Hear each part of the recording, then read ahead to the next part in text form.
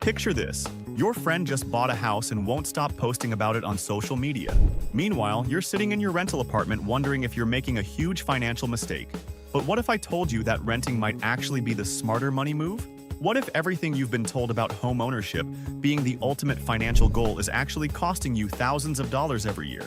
Today, we're going to completely flip the script on one of the biggest financial decisions you'll ever make. I'm going to show you why some of the wealthiest people in the world choose to rent instead of buy, and how this counterintuitive strategy could potentially save you hundreds of thousands of dollars over your lifetime. Before we dive deep into this controversial topic, let me be crystal clear about something. I'm not here to tell you that renting is always better than buying. What I am here to do is present you with the financial facts that most real estate agents and mortgage brokers don't want you to know. Facts that could completely change how you think about building wealth. Let's start with the biggest myth in personal finance. That rent is throwing money away. This statement drives me absolutely crazy because it's fundamentally flawed. When you rent, you're paying for a service. You're paying for flexibility. You're paying for someone else to handle maintenance. And you're paying to avoid the massive opportunity cost that comes with tying up hundreds of thousands of dollars in a single asset. Think about it this way. When you buy a house, you're not just buying shelter. You're making a massive leveraged investment in a single asset class in a single geographic location. That's the opposite of diversification, which is the foundation of smart investing. Here's where things get really interesting. Let's run some numbers that might shock you. The average American home buyer puts down 20% on a home purchase. On a $400,000 house, that's $80,000 upfront. But that's just the beginning. You also have closing costs, inspection fees, moving expenses, and immediate repair costs. We're easily looking at $90,000 to $100,000 in year one. Now here's the kicker. What if instead of buying that house, you rented a similar property for $3,000 per month and invested that $100,000 down payment in a diversified portfolio of index funds? Based on historical market returns of roughly 10% annually, that $100,000 could grow to over $1.7 million over 30 years. But wait, there's more. Every month, homeowners pay significantly more than just their mortgage payment. There's property taxes, homeowners insurance, private mortgage insurance if you put down less than 20%, maintenance costs, repairs, and upgrades. The general rule is that you should budget an additional 1 to 3% of your home's value annually just for maintenance and repairs. On that $400,000 house, we're talking about $4,000 to $12,000 per year in maintenance alone. That's money you'll never see again. Just like rent. Except when you rent, major repairs and maintenance are your landlord's responsibility, not yours. Let's talk about something that makes homeownership advocates uncomfortable: opportunity cost. When you tie up hundreds of thousands of dollars in a house, you're missing out on other investment opportunities. The stock market has historically outperformed real estate by a significant margin when you factor in all the costs of homeownership. Between 1890 and 2020, the stock market returned an average of about 10% annually, while real estate returned roughly 7%. But here's the crucial difference. Those real estate returns don't account for property taxes, maintenance, insurance, transaction costs, and the opportunity cost of your down payment. Now let's address the elephant in the room: tax benefits. Yes, homeowners can deduct mortgage interest and property taxes. But with the recent changes to tax law, including the increased standard deduction, most homeowners don't actually benefit from these deductions. And even if they do, renters can invest the money they're saving and benefit from more favorable capital gains tax treatment. Here's something most people never consider: the true cost of selling a home. Real estate transaction costs are enormous. Between realtor commissions, title insurance, transfer taxes, and other closing costs, you're typically looking at 6 to 10% of your home's value just to sell it. On a $500,000 home, that's $30,000 to $50,000 in transaction costs alone. This means your home needs to appreciate significantly just for you to break even when you sell. And if you need to move within the first 5 to 7 years, you're almost guaranteed to lose money on the transaction. Let's talk about flexibility, which has real economic value. Renters can move for better job opportunities without the massive friction and costs of selling a home. In today's economy, where career changes and relocations are increasingly common, this flexibility can be worth tens of thousands of dollars in increased earning potential. I've seen people turn down job offers that would have increased their salary by $20,000 or $30,000 annually because they couldn't sell their house quickly or didn't want to deal with the hassle and cost of the transaction. That's a massive opportunity cost that renters simply don't face. Here's another angle that's rarely discussed: risk management. When you own a home, you're concentrated in a single asset in a single location. What happens if your local economy tanks? What if your neighborhood deteriorates? What if natural disasters become more common in your area due to climate change?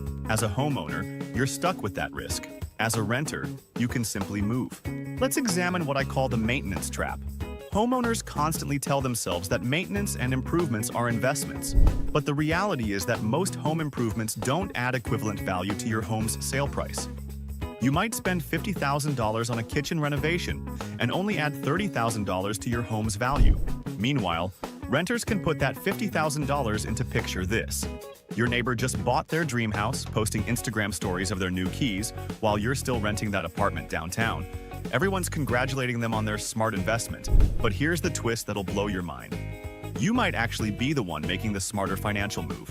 Today, I'm going to shatter everything you thought you knew about the rent versus buy debate, and by the end of this video, you'll have insider knowledge that most financial advisors won't tell you. Let's start with the elephant in the room: the psychological pressure. Society has programmed us to believe that renting is just throwing money away, that homeownership is the ultimate sign of financial success. But what if I told you that some of the wealthiest people on the planet are serial renters? Warren Buffett lived in the same modest home he bought in 1958. But many millionaires choose to rent in expensive markets because they understand something most people don't: opportunity cost. Here's where things get interesting. When you rent, you're not just paying for a place to live. You're buying financial flexibility. Every dollar you don't tie up in a down payment is a dollar that could be working for you in the stock market, building your business, or creating multiple income streams. While your homeowner friends are celebrating their 3% annual appreciation, savvy renters are potentially earning 7 to 10% returns in diversified investment portfolios. But let's dig deeper into the real costs of homeownership that nobody talks about. Sure, you know about the mortgage payment, but what about the hidden wealth killers?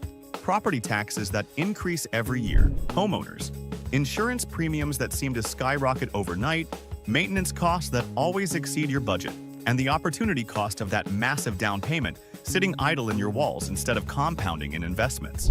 I recently analyzed the finances of two identical twins. One bought a house, one rented, and invested the difference. After 10 years, the renter had accumulated more liquid wealth than the homeowner, despite the homeowner's property appreciating. How is this possible? The renter invested their would-be down payment and the difference in monthly costs, consistently contributing to a diversified portfolio that outpaced real estate returns. Now, here's a crucial factor that most people completely overlook: mobility premium. In today's economy, the average person changes jobs every 4 years, and the highest-paying opportunities often require geographic flexibility. Homeowners become anchored to their location, potentially missing out on career advances worth hundreds of thousands of dollars. Renters can chase opportunities, negotiate remote work arrangements, or relocate to lower cost of living areas while maintaining their income. Let's talk about market timing, because this is where conventional wisdom falls apart spectacularly. Everyone assumes real estate always goes up, but markets are cyclical. Buying at the wrong time can cost you decades of wealth building. Smart renters can wait for market corrections, economic downturns, or life changes before making their move. They're not emotionally or financially trapped in a declining asset. But here's the psychological twist that makes this even more compelling. Homeownership creates what behavioral economists call loss aversion bias. Once you own a home, you become emotionally attached to avoiding losses rather than maximizing gains. Renters maintain what I call financial agility. They can adapt to changing circumstances, downsize during economic uncertainty, or upgrade when their income increases without the massive transaction costs of buying and selling real estate. The maintenance factor deserves its own spotlight because this is where homeownership becomes a part-time job you didn't sign up for. Water heaters failing on Sunday mornings, roof repairs during winter storms, HVAC systems dying during heat waves. Renters make one phone call. Homeowners make one payment after another. That's time and money you could be investing in your career, your health, or your relationships. If this analysis opened your eyes to possibilities you hadn't considered, make sure to subscribe for more unconventional financial wisdom that challenges popular assumptions. Hit that notification bell because next week we're exploring why the traditional retirement plan might be setting you up for financial disaster, and you won't want to miss those insights that could completely change your wealth building strategy.